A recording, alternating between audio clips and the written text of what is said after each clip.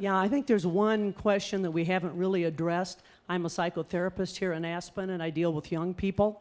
I'm in the trenches, so I talk to these people day in and day out. A lot of people here, young people, are starting very young and using it way into adulthood and beyond, young adulthood.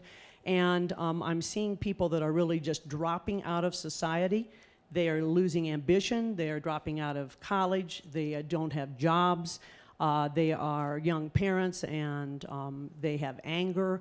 They have psychosis. They have schizophrenic-like actions.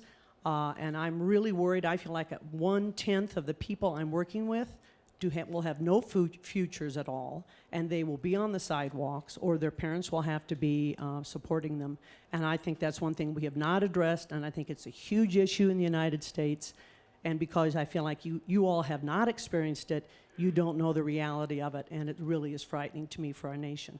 How about that, Ethan? Well, what I would say is... Who'd you ask? I'd like to hear Ethan respond to that first. I mean, what I would say is, I've been doing this for a long time, and I've talked to many, many people struggling with addiction. Many of the people involved in our organization are people who have seen the worst that drugs can do.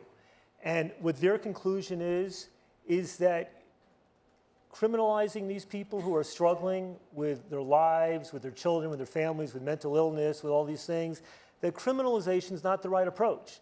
We now have 500,000 people behind bars who are mentally ill.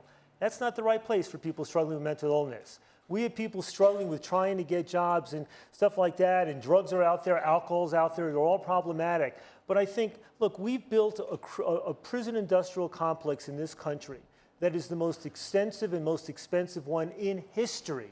And not just, in absolute dollar numbers, but per capita. I think the real answer to dealing with the sorts of problems that you're encountering and the people who are struggling in families and all this, it's not going to be by pouring ever more billions of dollars down the rat hole of the criminal justice system. It's going to be by dealing with those issues directly as health issues, as mental health issues, as job training issues, in those sorts of ways. I think that's really where we need to focus, not through the criminal justice system.